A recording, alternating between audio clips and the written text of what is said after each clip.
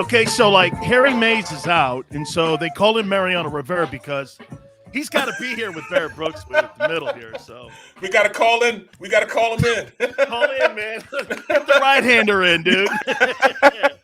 Hey, man, it's so good to see you and everybody joining us here on this Thanksgiving week, man. I mean, I couldn't wait to do this. They asked me to do this yesterday, and I saw some of your comments that you were making about the O-line that the Eagles in their performance that they had this past weekend. But, man, I'll tell you what, that's another story. But I had to really think about doing it because you know what I was doing today? I was working on my 20-pound turkey. Hey, man, I mean, I'm going to get into Eagles here in a minute, but brother, I got to tell you, man. I said, hey, so you're trying to tell me? Hang on here, man. You don't have it. I got into it with the delivery person too. I said, right. Barrett, do I look like a 15-pound turkey, man? I'm a 20-pounder. It don't even. It can't even come through the door unless it's 20 pounds, man. You know, Absolutely, mine is 22. Man. Mine is 22 pounds. Absolutely, man. I had to get there like 3 weeks in advance. Hey, man, and my wife's stuffing too. I said, please, man. You know, she goes like this too. What kind of do a slice of pie too? And I go, no, hunk. Right. Sills don't have slices. Guys like Barrett Brooks and myself, we have like hunks. Okay. Yo, look at this, man. My when I like my third or fourth year in the league, man, all the young guys, we used to invite them to my house, you know, because they didn't have, you know, they're up there. They didn't really have anywhere to go, you know, family, you know, and I was married, you know, so I tell them to come by my house. Well, all them guys, B-Doc, all those guys come over when I was playing with the Eagles. And then, you know, at the time, we made like 8 sweet potato pies. I mean, like 8 of them, you know. And we turn around and Hollis Thomas, he comes. So he comes up after he gets through crushing like 4 or 5 plates of food. At the end, you know, so everybody, you know, we appreciate you coming by. So I look over at Hollis. Hollis had taken a pie. And the it's like the aluminum that you could, you know, make those pies in. He takes it and he does like this. He folds the pie in half. And he crinkles up the pie pan, you know, and he's eating it like a taco, bro.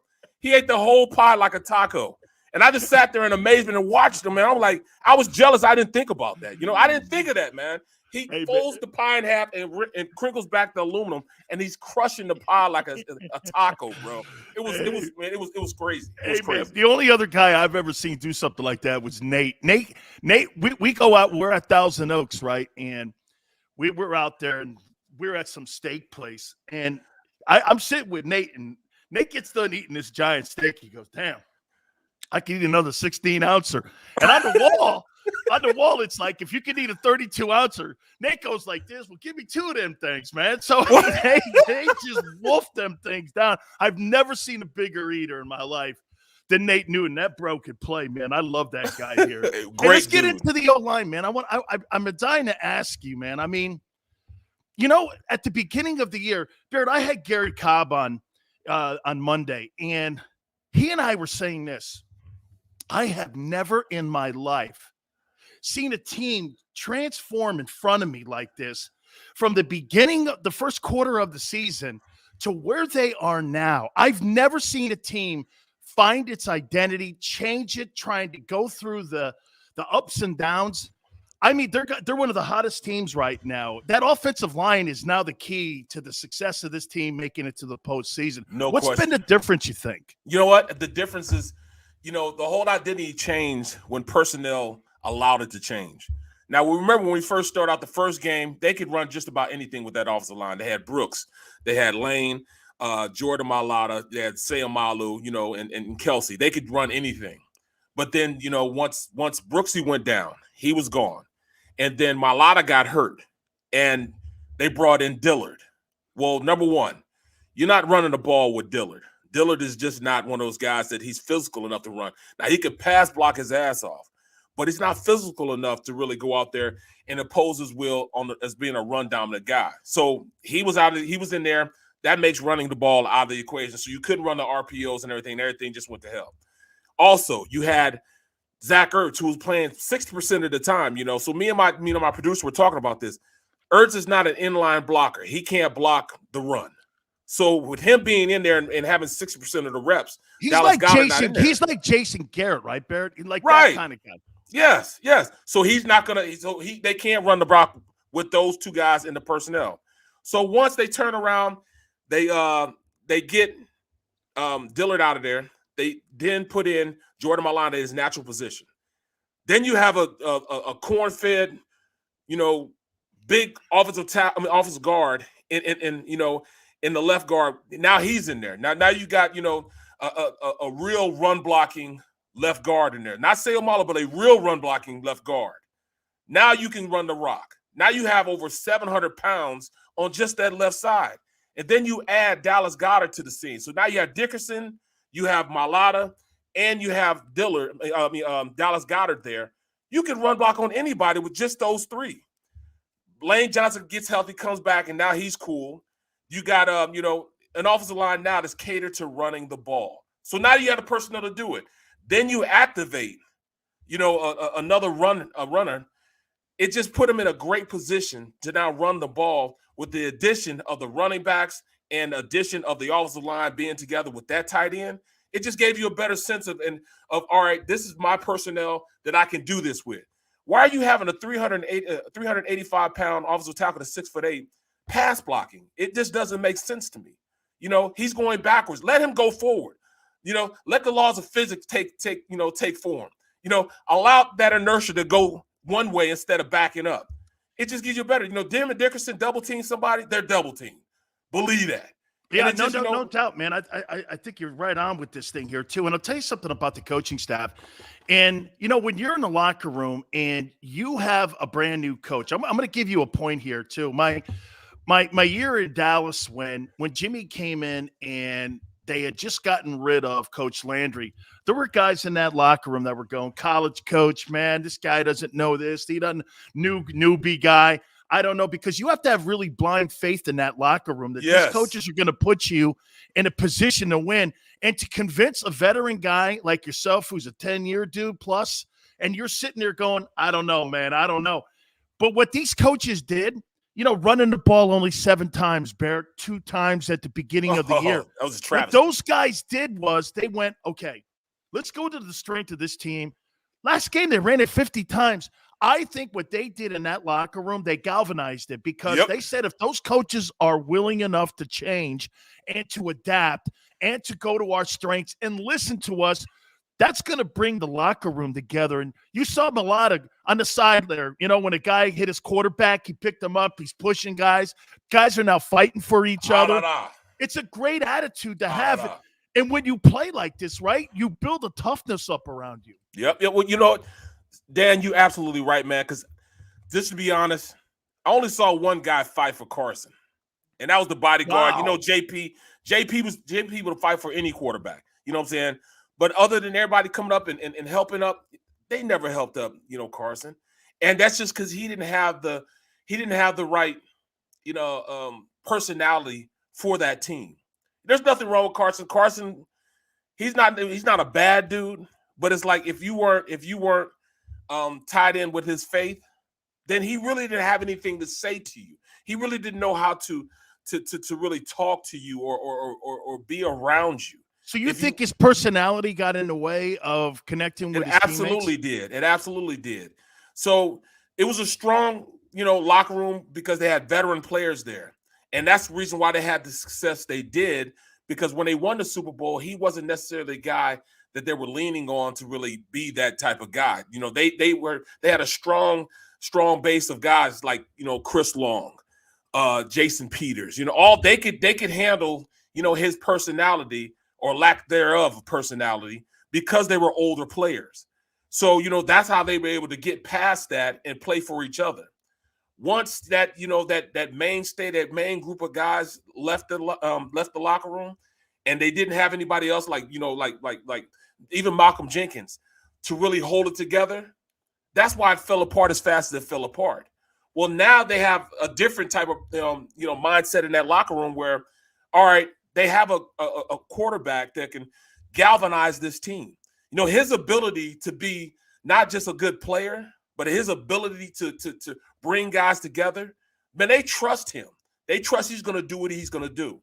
They trust what he says. And plus, he has a personality that you cling to. And that's why they're beginning to start to get the success and believe not only their coaching staff, but believe in Hurts. They believe in him. And you see Jordan Mailata. Jordan Mailata, from that point on, when he pushed him out of bounds, from that point on, he made it his personal vendetta to whoop Davenport's ass every single play he could. He was following him to make sure he knew that he was not pleased the way he touched his quarterback. And once you get 4 or 5 nasty guys like that on an offensive line, it's over now. Oh, it's over now. It's just like that line you saw with Nate Newton, Mark Tuinei, Eric Williams, Larry. Those guys were nasty individuals, bro. And when you play against a line like that, it's like having one hand tied behind your back because right. you know what they're saying? Hey, I don't care what you do. I'm running right here off tackle. I'm running right here in the A gap, and I'm going to tell you something. I don't care what you think you're going to do. Exactly. We're going to run it down your throat. You know, you brought something up that's really something that I've been thinking about with Jalen. We're going to start talking about him here in a second, too, and I'm going to go like this to you, man. Maybe his experience at Alabama and his experience at Oklahoma, what he went through last year watching the locker room and how, like you said, it was divided. The Wentz people, maybe the people, like you said, weren't following Wentz. This guy has been conditioned with that intangible where every place he walks into, Barrett, they look to him, and he's one of those guys. You know what I'm talking about. There's certain guys that walk into a room, you're attracted to them because there's leadership there. And then when you start winning, hey, man, this kid here, this is what I said, and I don't know where you are on this, but I'm sold on him, and I'll tell you why. It may not be conventional. 7-step drop, you know where he is as an O-lineman. You know he's in the pocket. He is a 2.0 version, in my opinion, of what they're doing in Baltimore. Yes. Is it conventional? No. Does he need to work on his deep pass? Does he need to work on his progressions? Barrett, those are all things young players still develop. Brady, Patrick Mahomes said it this year. I'm now learning how to read defenses better because Andy Reid is showing me. Remember when Michael Vick came to Philly? He said the number one thing that Andy Reid did for him was he taught him how to play the position. So if you could keep teaching him, get him the reps. As you know, getting the reps is the key to this whole thing. You get the reps here, I got to tell you, man, you got 11 draft choices next year. You're going to be $50 million under the cap. And get this. You owe the kid $3.6 million over the next 2 years. This is how Seattle and this is how New England were built because you were able to get the Cam Chancellors to pay the Richard Shermans in Seattle. Exactly. How do you feel? You think he's the guy? I think he's a guy, but not just because of what he's doing right now, but his ability to galvanize that locker room. We talk about intangibles. Okay, he can run the ball. He's a great athlete. He's strong as an ox. So what makes him a good player is his ability to have guys rally around him, to play for him. That's his biggest attribute. And he's a gifted player as far as athleticism, but he can also throw the ball. Look at his progression now. Yeah. Okay, he threw the ball 20-something times, and that's it. But look at the quality of passes that he threw. You know, you're talking about a guy now. I say, all right, then you need me to sit back to read the defense. Oh, I'm going to do that. So now his progression goes from 1, 2, 3, and then he goes and runs if there's nobody else open. That's something that, that you coached him to do. You coached him to read the defense. You coached him to wait for routes to develop. All right, when they didn't develop, now I can go run too. And that's something you could, for a defensive, you know what it is to be a defensive lineman. And you have a guy, you rushed the passer perfectly. You stayed in your lane. You're at home. But all of a sudden, he still has the ability to make you look crazy and get away from you and outrun you to the corner. It's not like you got, Tom Terrific back there who's slow as pond water. This kid can really pick him up and put him down. That's the intangible that he brings to the table. He can read defenses. He's learning to read defense. He's learning to go through progressions, and he also can get out of danger with his legs. That's hard. That's really, really hard to play against, man.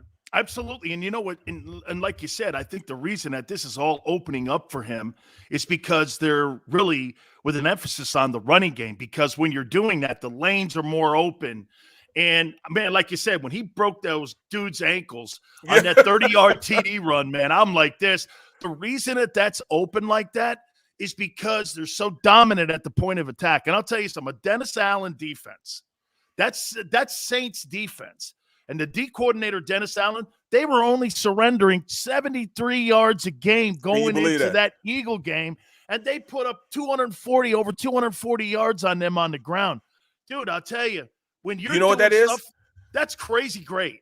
That's the progression of this offensive coach and the offensive mindset, understanding that, all right, then, okay, I'm not going to look at the statistics. Forget the statistics.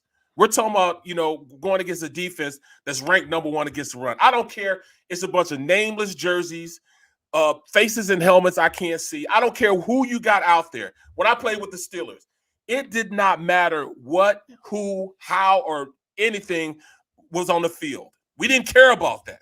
We didn't care who was on the field. We were going to do what we were going to do.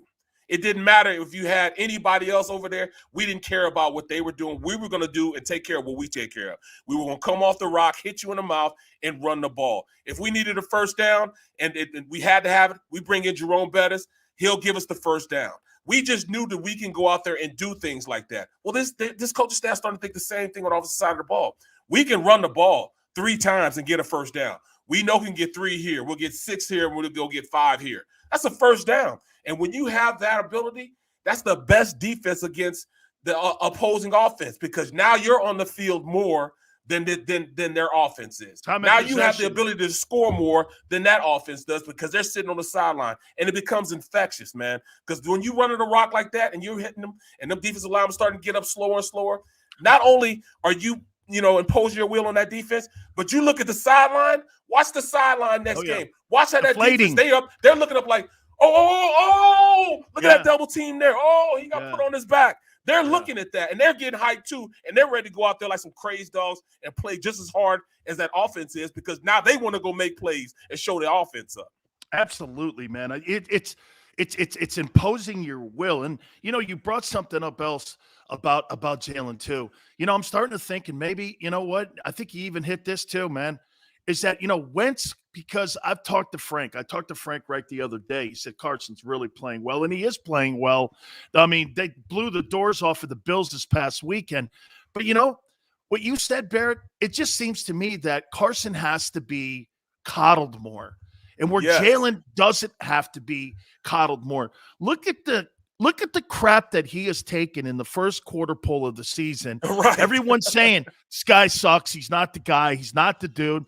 People were saying it then, the coach with the planting of the pot seeds or whatever the hell he was doing. Right. All that stuff. I mean, all of a sudden now, since the flower talk, they're 3-1, and I'm going like this, and I'm doing this. I'm going like, he's mentally tough because he had that job taken from him in Alabama. He had to sit there and listen to everybody. And by the way, I'm going to make this point because we'll talk more about Howie in a second. I got to tell you, man, Howie Roseman, when I was covering the team from 30,000 feet, Barrett, I looked down at it and I'm going like this, 2nd rounder, and they moved up. No freaking way is that guy a 2nd rounder. You know what? If you were to put him in the draft, this coming April draft, okay, I don't know if he's not at the back end of that 1st round now. I mean, right? I mean, right? The guy's coming out. Would you not go like this right now? Oh, no question. Hey, man, I might drop that guy down where Lamar was drafted. Well, look, Dan, look at the quarterbacks that are out right now. Look at last year's this year's draft class. I don't believe that this draft class that's coming out right now is better than the draft class that's playing right now. I mean, I think that it just doesn't make sense to move on from a guy that he's better than the guys that they're going to bring if they won't go draft. You see Howie with his, goggles or whatever it is, looking at the 2 quarterbacks, at the Pitt Carolina game. Those 2 are not anywhere close to what you see Jalen Hurts is. No way. And I don't think they will ever be to the same caliber as Jalen right now. So why start all over? And if you're going to go out and get a quarterback like, A-Rod or Russell Wilson, you don't know they want to come here. So why even think about it? Go ahead and keep watering the grass you got here. Yeah. You know what I'm saying? Water this grass here. Let that grass grow. You got 11, Barrett, you got 11 picks, okay? And you've got to have a come to Jesus conversation in that front office with this.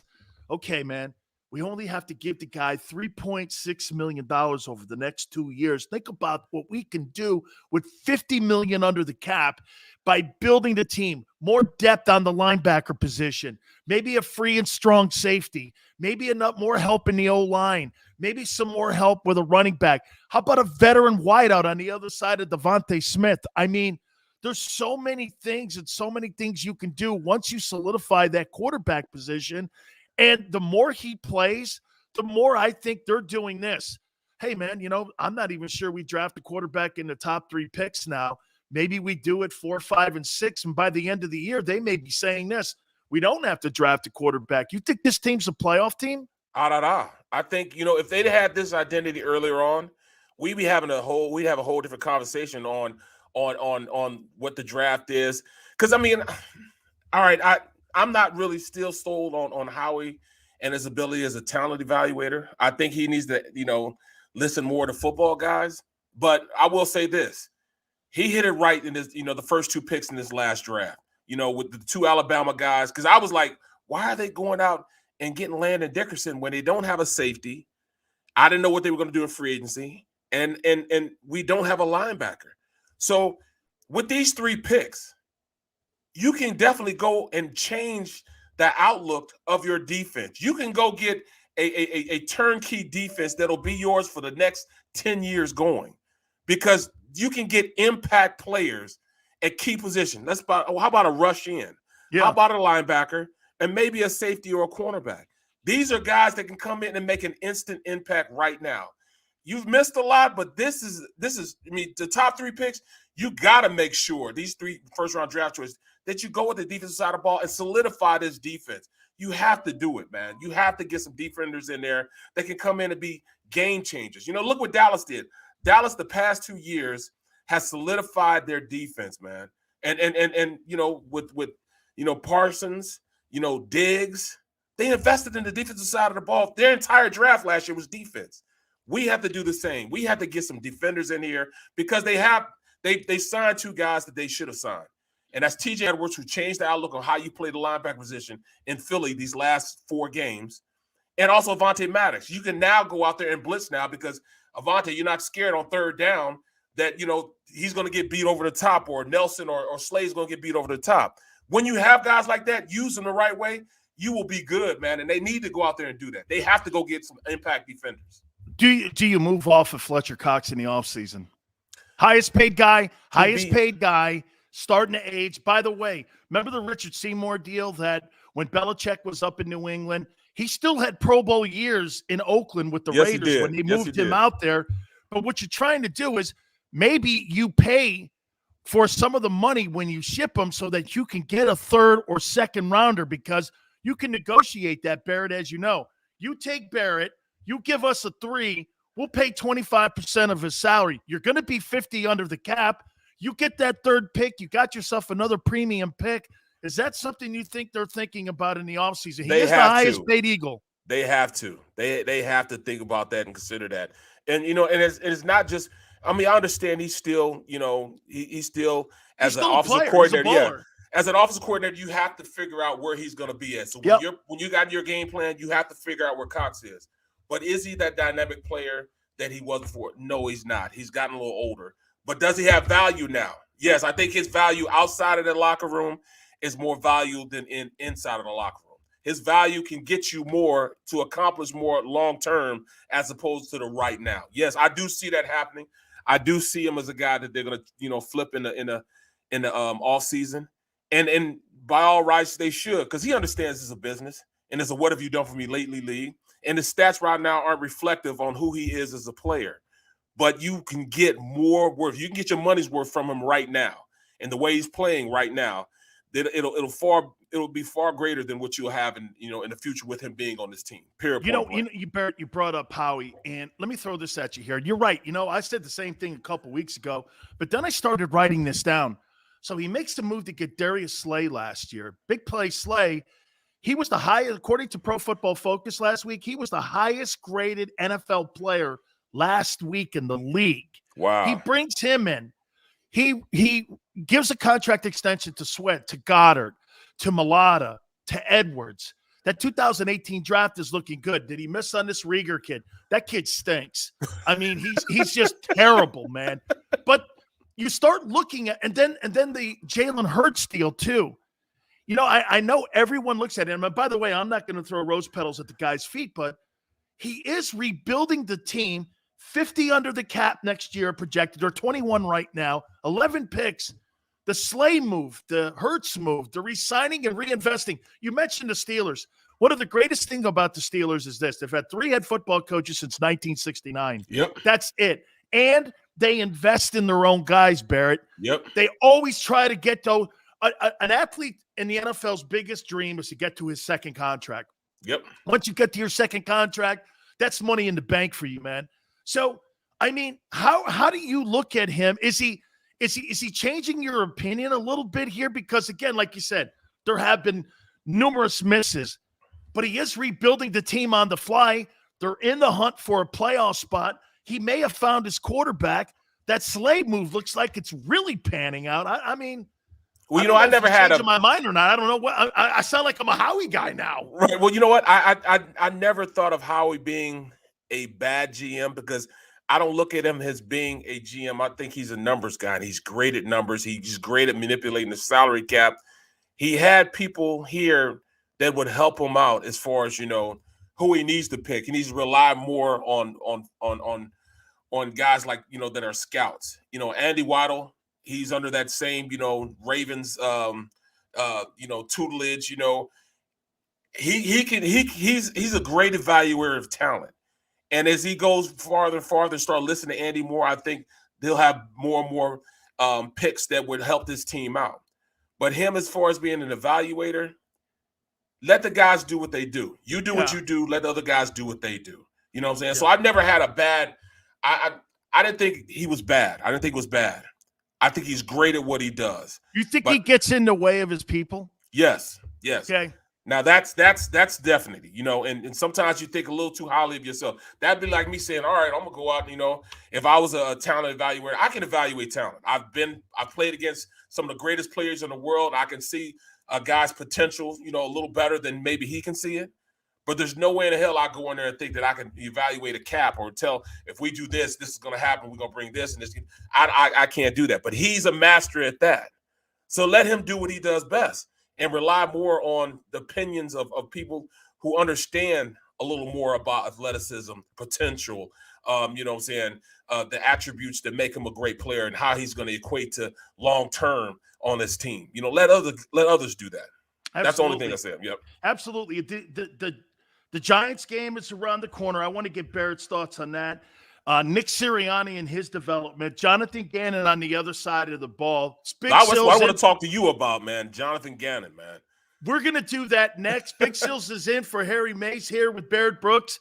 You keep it right here on The Middle.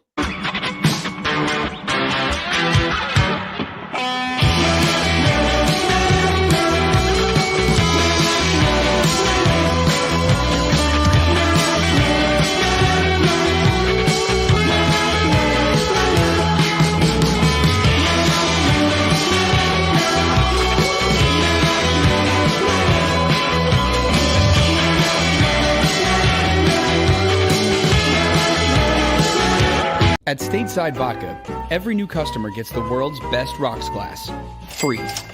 What's that? A rocks glass? You're telling me that bottle is cut in half? You could say that. Holy shit. And you're telling me I can get one of these glasses for free? That's right. One free rocks glass per customer with each first-time purchase of Stateside Vodka. So good, it just disappears.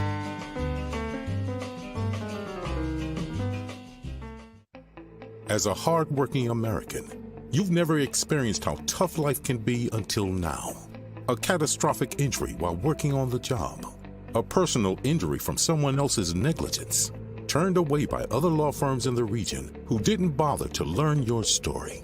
It's time to meet the Fritz & Bianculli Law Firm and managing partner Brian Fritz. Badly injured? Call the Fritz & Bianculli Law Firm. Find out why they say, "We got this."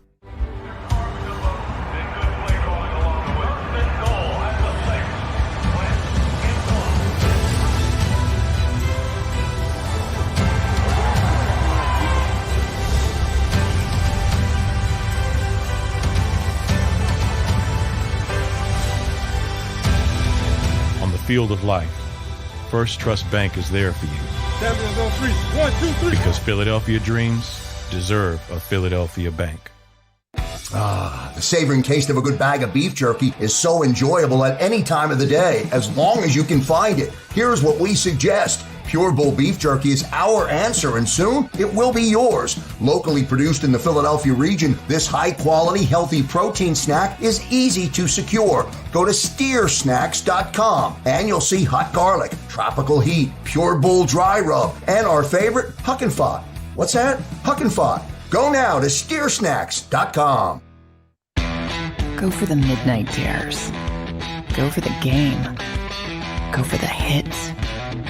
Go for the fans. Go for the win. Go to Ocean Casino Resort. Book your trip at theoceanac.com.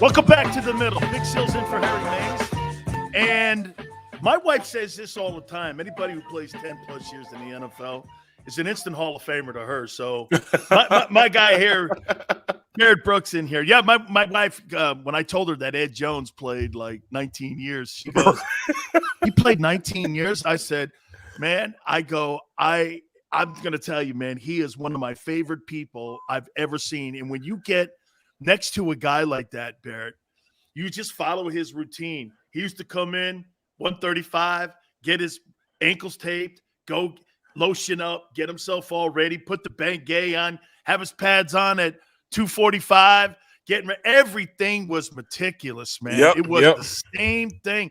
And I tell young guys this all the time. Find a 10-year vet in the locker room. Watch what that guy does. You want to know how to be a pro? And I tell people this, one of my biggest failures was thinking that I knew, and I didn't know crap when I got to the league. You need to be like Teflon and just go to those guys. Do the Eagles have enough guys in that locker room for all the new players that they've brought in to really go through this journey? Because, as you know, Barrett, having success and then learning to play with success and expectations, they saw a little bit of that last week, didn't they, against the Saints, where they let that team back in because they didn't really know how to step on the gas pedal, stay on the gas pedal, and finish them off. And the game got kind of interesting a little bit in the beginning of the fourth quarter. Is there enough leadership on that team to get them through the finish line here? No, I don't think that there is, especially in the wide receiver room. I think they need that veteran player to really show them what it is to be a wide receiver, because I think they even though Smith came in a lot polished than most wide receivers, they don't really have a sense of how to really run routes the way I've seen pros do it. And I played with, Irvin Fryer. You're talking about a guy that does things the right way. He did things the right way because I caught him later in his career after he had left Miami. And talking about a consummate pro, he'd come in early. He'd lift early. He just like you said, he'd go in the treatment room. He'd smell just like Ben Gay for, an hour before he even go out to, practice. He would do the little things. He would eat the right things. I had guys like that, that helped me out. That's why I played 12 years, because I had a guy like Guy McIntyre who played left guard and Riley McKenzie who played center. He was one of the original Hogs for Washington. Guy McIntyre played in all those Super Bowls that the 49ers played in. I had guys like that. They come in, and I can remember I used to have to, as a rookie, I had to buy, everybody's sandwiches and everything. And so I had to go get cheesesteak sandwiches, breakfast cheesesteaks, all that stuff in the morning. And guys like Guy Mack, who'd been in the league like 10 years, and Riley McKenzie had been in the league like 10 years, they didn't want cheesesteaks. I had to get them fresh fruit, maybe a bagel here and there, because they were taking care of their bodies. They go in, they do the little things, get in the sauna, and they don't have that necessarily at key positions, like the wide receiver room, where they're the youngest out of anybody. You can't tell me that, at this point you have a guy that in that locker room who knows how to really run routes, like little things that I know about watching, because I worked at NFL Films for 5 or 6 years. And I learned from guys, that they brought in how you do it, just like when you're a wide receiver and you're running a route and you're looking at the DB, you look him square in his eyes when you run out. So if you run full speed at him and you keep your eyes on him, he doesn't know what to do. He doesn't know what route you're going to run or what way you're going to go. Or like if you're running a route and you kind of lean into him a little bit And once you lean into them, you come off your break, and that creates separation. They don't have a guy to really teach them that. You know, Greg Ward Jr. is the elder statesman in there, and he doesn't know. He just really started playing the wide receiver position. So they need that guy to come in and be, you know, a voice for them to have them learn. You know, yeah, we know Nick Sirianni is a wide receiver coach, but is he there to really show them and teach them how to run routes, and they could see it every day? Say what you want to say. You need to have somebody in there that can really help you and teach you to learn routes, give you little hints on what you need to do. And those little things will start, you know, becoming big plays if they really know how to do it. I don't think Jalen Reagor knows how to be a receiver yet. I don't think he knows how to be a return man. He's awful at coming back to the ball, fighting Yep. for it. I mean, to me, you know what it is, Barrett? When I watch him play, it just looks to me like he doesn't work hard enough at the position where I mean, getting off the line of scrimmage. If they play man on him and they jam him at the line of scrimmage, he's out. He's out, man. Yep. And look, when you got a first rounder taking punt returns and kickoff returns, you know he's a bust. Everyone on that sideline goes like this. It's like when you draft a left tackle out of college, right? And all of a sudden he's playing right guard. You're going like this.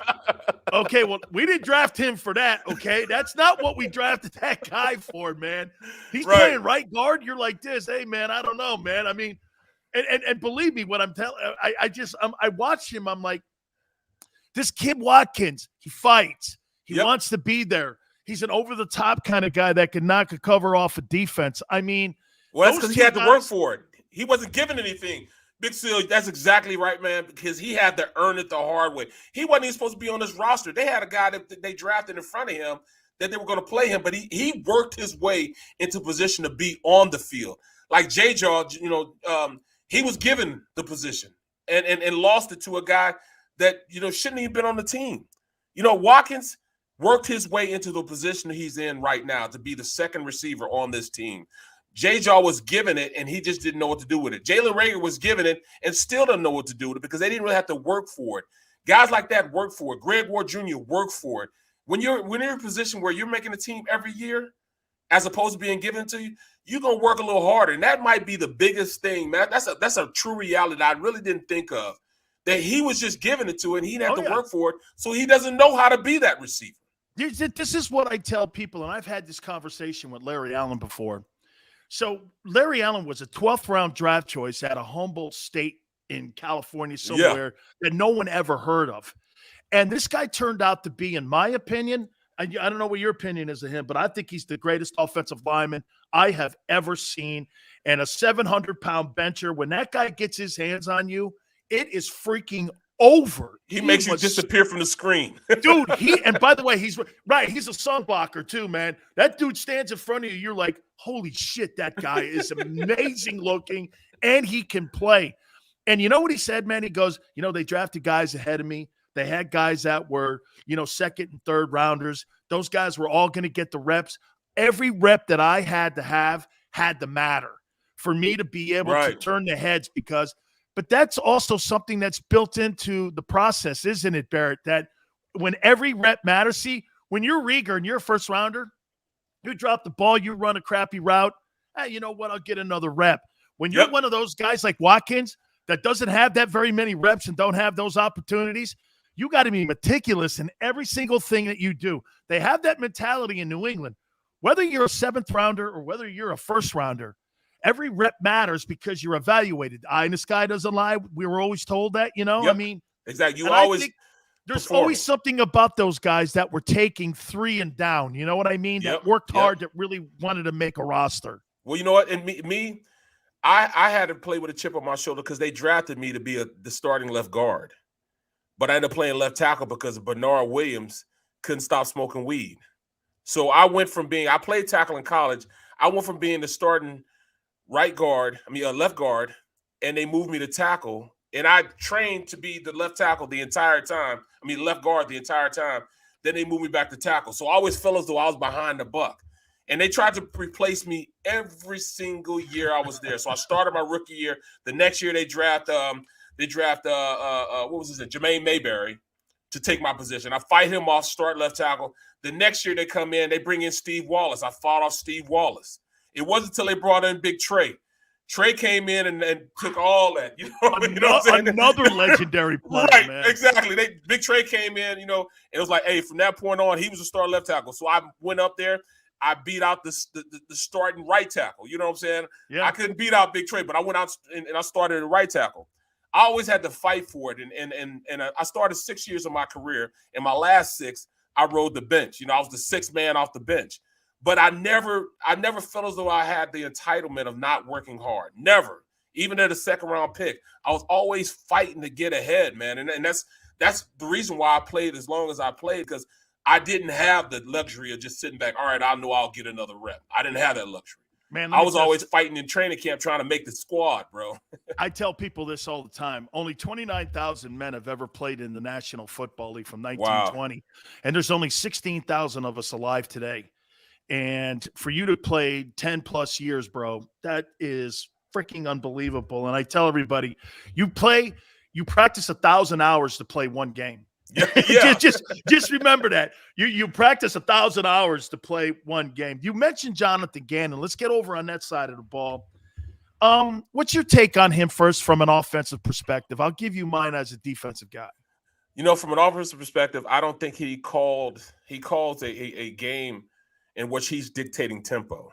You have to dictate tempo when you're a defense. That's what, you can't be behind the buck all the time. And I feel as though, for the first 6-7 games, he was behind the buck because he was playing a play behind the offense. And he did, you got to initiate what you want him to do. You have to initiate how you want the game to be played, because if you have your players playing passive, if you're thinking passive and you're calling a passive game, the players take on your identity. So now they're playing passive. They're playing not to get beat instead of going out there and playing to dominate. You can't play to get beat. You have to play to dominate. And when you have guys that can dominate and the personnel packages that he has, he can definitely play dominant. He has 3 cornerbacks that can play bump and run. He has 3 cornerbacks that I feel as though they can line up against any receiver in the league and have success. But he also has some guys up front that could rush the passer if you give him that opportunity. If you play him, 8 yards back, it doesn't matter what defensive line you have out there. They're not going to have enough time when the team just goes out and throws out routes or stop routes because the ball's on so fast, and that's 6-7 yards. And no matter how much blitzing you do or pass rushing you do, you can't get there. If you just, quarterback just said 1-2, boom, the ball's out of his hands, you can't get there fast enough. He has to call a more aggressive game. Once he plays a more aggressive game and use the personnel that he has, he could be a pretty good defensive coordinator. But he talked the talk when he was, when we first got here. Oh, I'm going to have multiple sets. I'm going to dictate tempo. I'm going to be very, very aggressive. And he didn't do any of that for the first 7-8 weeks. Now he's starting to do it, and it's starting to reap the benefits of it. Here's how I look at this thing with him. I saw at the beginning of the season just way too much catching and reaching. Okay. Yes. And that goes kind of what you were saying, because it was too complex in the fact that you heard Fletcher even complaining about, I'm not a freaking 2-gapper. I'm a guy that's a 1-gap technique guy that's going to dominate one side of the ball here, and I'm going to get in the backfield and create havoc. Penetration kills offensive linemen. I'll tell you a great trick that Jerry Ball and Michael Carter and all those guys used to do. Barrett knows this. When a guy's lined up on me and I'm saying I'm on a 3 technique and he's trying to reach me and then scoop up on the linebacker, he gets his head front side. That's the perfect block for him. But you know what I would do and what Jerome Brown and I used to do? We used to let him do that, run around the block, make the tackle behind, and all of a sudden I got Barrett going like this. Man, this mother's going to just come behind me now. He ain't playing technique. So it's going to put him on his heels when you put an offensive lineman going, well, he ain't trying to get front side. He's just trying to get penetration on me. That slows that reach and scoop down a little bit on you. When you're telling these guys you got to be in a 3 technique, a 1 technique, and a 7 technique, or some of these crazy now 9 techniques that they have with those wide ends now, you're sitting there going like this to the guy. Okay, well, he's going to run around a block. If I go too flat in my step, he's going to come around that block and make that play, come off my backside, and that center's not going to be able to scoop up on me. And it disguises, Barrett. I mean, at the beginning of the year, they were so predictable. I'm sitting there watching the game with my wife. I'm going like, dude, this guy's just going to play zone coverage like this and not have that. not have that Baltimore walk up. You know what I love what the Ravens used to do with Ed and Ray?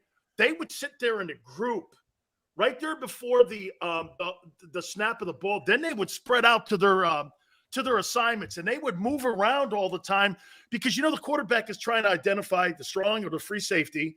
He's trying to find that cover 2 linebacker, and you're sitting here going like this, and then all of a sudden, right at that 5-second mark when he sets the O-line, these guys moved. There was none of that. It was so predictable. I think what they started off in, they stayed in. That's too easy to block. And I was sitting here going, bro, you can't do that. You do that shit in college. You can't do that in the pros. These guys are too smart. It becomes predictable. I think over the last couple weeks, we're starting to see more penetration. I couldn't believe what I was watching last week. They were blitzing on the Saints. Yeah. I saw more guys coming in. You see that on the outside? They blitzed on it. Looked like they were going to blitz on the outside. And then they dropped off the snap of ball, and that's when they blitz Singleton right up the middle. I'm like, that's exactly what you do. And I played against that Saragusa, Ray Lewis. Man, that defense, they were so – and Ed Reed, those guys, they were so non-conventional. Like you said, they would sit there in the huddle. We get to the line, and as an offensive line, you're taught, all right, first you got to find the Mike. Once you find the Mike linebacker, you can set your protections. And when you set your protection off the Mike linebacker, you might not always have the Mike. The running back might have the Mike, but you got to let him know where the Mike is first, and then all the other positions, unfold after that. Well, they be sitting there, and we're sitting like, all right, waiting to find the Mike. And we're like, down, set, and we're like, when are they gonna do it? And all of a sudden, they break out, and it's you don't know who to block. You had so much indecision. Well, early in the season, Jonathan again have the guys just sitting there. First of all, they'd be lined off 8 yards off the ball, and then they'd be sitting right there. So a guy like Tom Brady comes up, it just can't be this easy. I mean, if you're gonna give me 7 yards, I ain't even got to work for it. I'm gonna take it, and that's exactly what he was doing. Oh, there's 7. Oh, there's 9. Oh, there's and you just on your heels the entire time.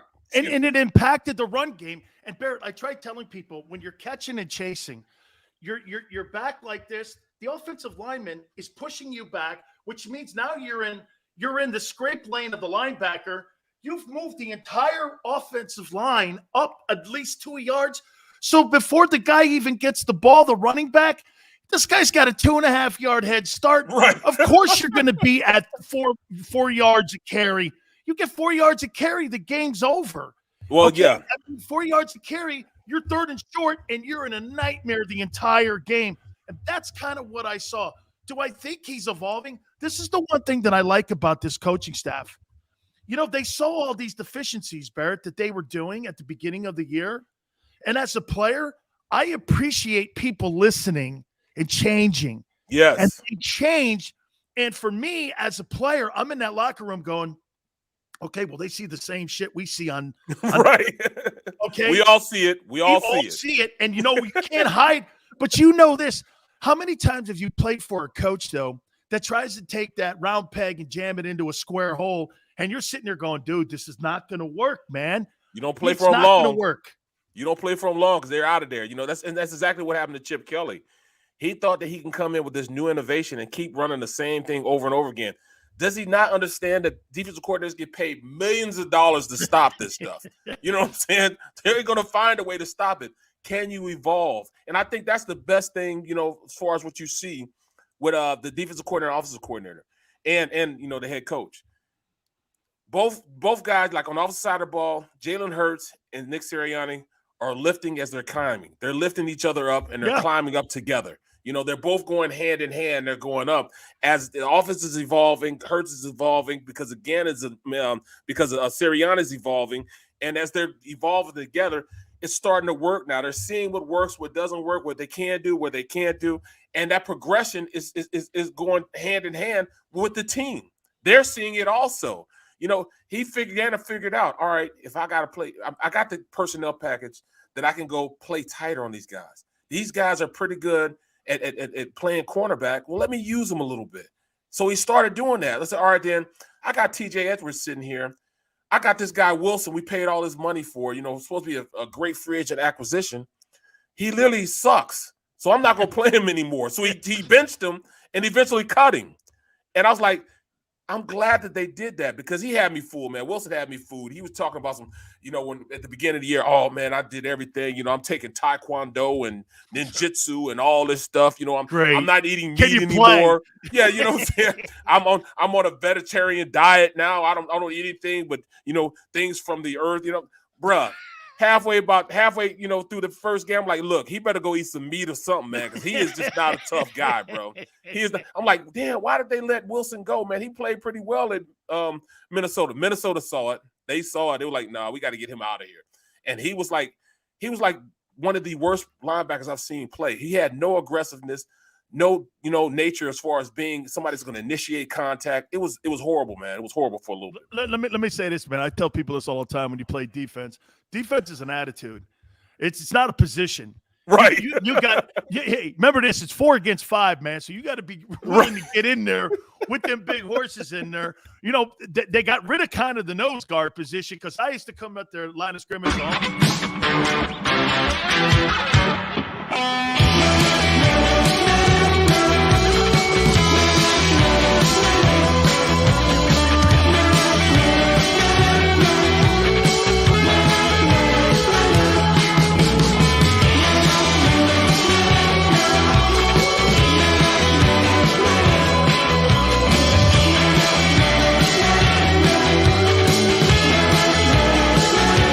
At Stateside Vodka, every new customer gets the world's best rocks glass. Free. What's that? A rocks glass? You're telling me that bottle is cut in half? You could say that. Holy shit. And you're telling me I can get one of these glasses for free? That's right. 1 free rocks glass per customer with each first-time purchase of Stateside Vodka.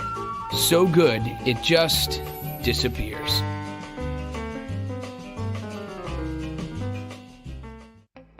As a hard-working American, you've never experienced how tough life can be until now. A catastrophic injury while working on the job. A personal injury from someone else's negligence. Turned away by other law firms in the region who didn't bother to learn your story. It's time to meet the Fritz & Bianculli Law Firm and managing partner Brian Fritz. Badly injured? Call the Fritz & Bianculli Law Firm. Find out why they say, "We got this."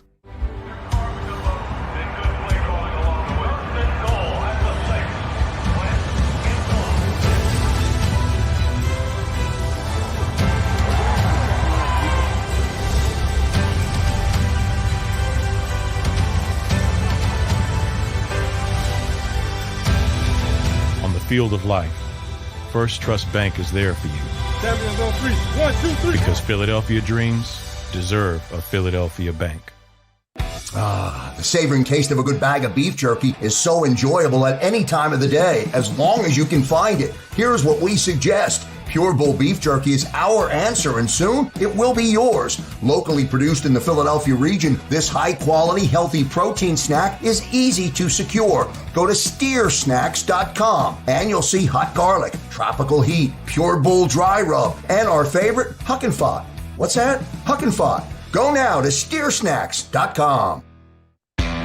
Go for the midnight dares. Go for the game. Go for the hits. Go for the fans. Go for the win. Go to Ocean Casino Resort. Book your trip at theoceanac.com.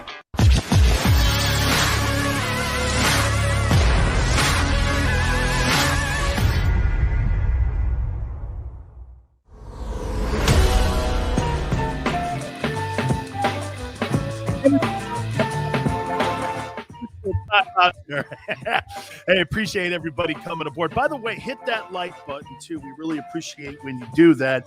My show a little bit later on, the National Football Show, Ed Ogeron's going to step in with us. And bro, you always get the great guests, man. I want to know what the hell. Hey, he's making $9.5 million this year. And you want to hear? Hey, Barrett, they gave him $27 million out the door. I'm doing the wrong thing, man. That's what I said. I went like this. Wait a minute. I go, you're going to get, and they're going to give it to me in 6 installments. And I went, I know him because he was a coach at Miami, University of Miami for like 11 years, D-line coach. Right. He coached Sapp and them dudes. And so I was like, okay, I go, what happened? So from what I found out was he was chasing too much tail after he got divorced down there. So we're gonna have him a little bit later on, man. I want to get that must be what they do in LSU, man, because the other coach got, in fact, it caught up to him when he went to Kansas. Oh yeah, that's right. Les Miles, man. Caught up to him when he was at. Hey, real quick. Can this thing be set up any better right now for the Eagles at the chaos that's going on in New York? I mean, they fired Jason Garrett. Now you've got that team rolling in to play the Giants. To play the Eagles. Then you got the sorry-ass Jets on the other side of this. Who would have thought we could be talking about a 7-6 football team? It's crazy that, the way it's unfolded. Yeah, they went through they went through the ringer, the first couple of games. They had some quality teams in the first half of the season. Well, now they get a break, man, but they just can't think of it as a break. They got to go out there, and they can do it, man. This is very easily a gauntlet of teams in which, as long as you play your game, you can dictate tempo to these teams. You can beat these teams. I mean, both of Washington football teams' defensive ends, star defensive ends. Montez Sweat ran a 4.3 40 coming out of college. You got Chase, the number one player in the draft. Coming out. He's gone right now. It's set up perfect. They don't have a quarterback. Heineke is playing okay, but there's nothing compared to what they've been facing before. This is built for them to have success, man. They just got to go out and take a hold of it, but they have the right guy at quarterback because he's going to keep himself in the deep offense focus. And as long as Gannon calls an aggressive game, they could win. They could win out, actually. They could actually win out going forward.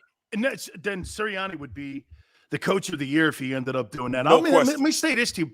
Barrett, you've been in the league so long. Have you ever seen the NFL so competitive as it is right now, where you're watching teams like Washington knock off like the Buccaneers and then take out Cam, and you watch Jets win or the Jags win, and you're watching these teams, like you said, don't go to sleep on any given Sunday. And I hate to use that phrase from that movie, but it's so true right now that it's such a sliver of, who's the best team in the NFL right now? Maybe the Packers. I don't know. They just dropped one. I'm like, have you ever seen it? It's competitive. Maybe? Cardinals, maybe, right? It's all a maybe, man. The parity is ridiculous right now. The parity in the league is ridiculous. This makes great football, man. You can't sit back and miss. I hate to be I'm not a betting guy, but I'd hate to be a betting guy because you lose your ass off, man, just because you don't know what's going on any given Sunday, man. Absolutely. Okay, so I'm a pecan pie guy. What kind of dessert are you? Pecan pie is my absolute favorite, bro. My absolute favorite, man. Little ice cream on that thing, and then you put a little whip on it on there, man. Can't wait, man. In fact, my God, I can't. Wife is down there fixing it right now, man. She's cooking a couple right now. I'm gonna have my fair share tonight, even before. I'm gonna try that taco technique. Hey, man, it was fun doing this with you. Definitely, guys. We're only doing an hour today, man. We got to do this again, man. It was so much fun. Man, anytime you need me on the show, you can just call me, bro. But, hey, look at it, man. D-line, O-line, we know what goes on for real. Absolutely. Hey, follow me on Twitter. I'll follow you back, man. Oh, no question. Let's make it happen. Let me do it right now. Let's make it happen, man. We're going to do it right now. Hey, Barrett, I'll catch you. Have a great Thanksgiving. You too, man. Have a great Thanksgiving.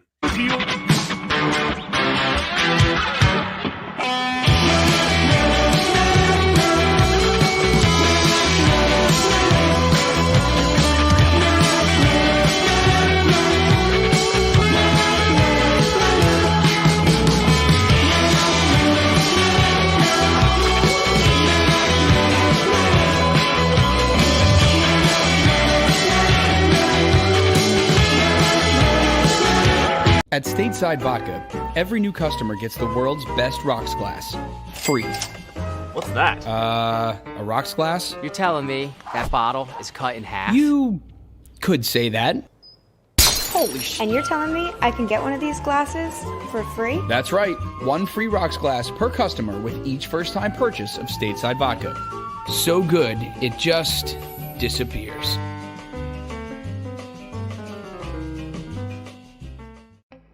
As a hard-working American, you've never experienced how tough life can be until now.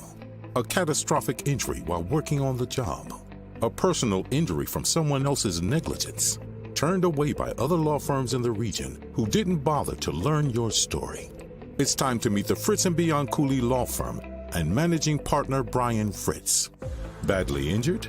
Call the Fritz & Bianculli Law Firm. Find out why they say, "We got this."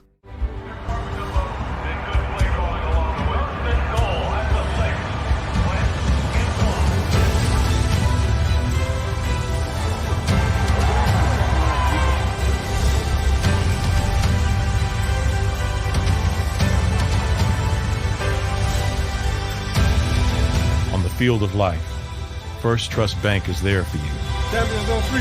1, 2, 3. Because Philadelphia dreams deserve a Philadelphia bank. The savoring taste of a good bag of beef jerky is so enjoyable at any time of the day, as long as you can find it. Here's what we suggest. Pure Bull beef jerky is our answer, and soon it will be yours. Locally produced in the Philadelphia region, this high-quality, healthy protein snack is easy to secure. Go to steersnacks.com, and you'll see hot garlic, tropical heat, Pure Bull dry rub, and our favorite, Huck and Fod. What's that? Huck and Fod. Go now to steersnacks.com. Go for the midnight dares. Go for the game. Go for the hits. Go for the fans. Go for the win. Go to Ocean Casino Resort. Book your trip at theoceanac.com.